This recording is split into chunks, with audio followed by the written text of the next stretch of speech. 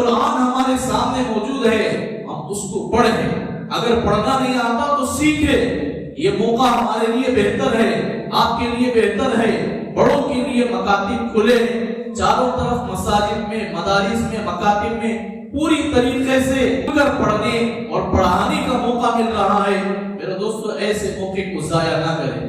پھر عمر گزرنے کے بعد جب آپ زبان سے قرآن کی آیتوں کو پڑھیں گے تو زبان لڑکھڑا جائے گی، آپ پڑھنے کی کوشش کریں گے، نہیں پڑھ سکیں گے۔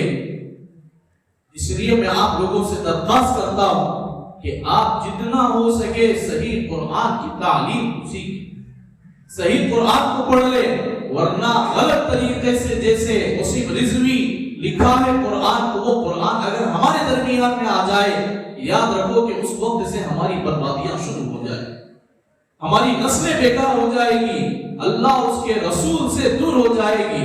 قیامت کی علامتوں سے یہ بھی ایک علامت ہے کہ پرانی بوڑھیاں کہیں گی، کہیں اللہ اکبر کی آواز آئے تو کہنے لگے گی کہ ہم نے اپنے بڑوں سے سنا ہے کہ یہ آواز کوئی آواز دینے والا آئے گا۔ اتنا دین ختم ہو جائے گا ہمارے درمیان۔ اللہ ہماری حفاظت فرما، صحیح معنوں میں عمل کی توفیق عطا فرمائے۔ اللہ ہمیں ہمارے ذریعے سے دین کی حفاظت کی توفیق عطا فرمائے۔ اللہ وہ کام ہمیں لے جو رسول اللہ سے لیے، جو صحابہ سے لیے۔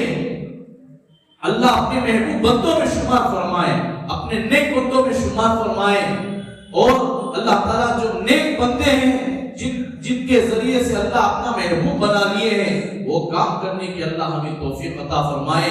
قرآن کو بارہا اللہ تعالیٰ ہمیں پڑھنے کی توفیق عطا فرمائے، اسے سمجھنے کی توفیق عطا فرمائے، حضور اکرم صلی اللہ علیہ وسلم کی سنتوں پر ہمیں جان کر عمل کی توفیق عطا فرمائے۔ وما توفیقی الا باللہ۔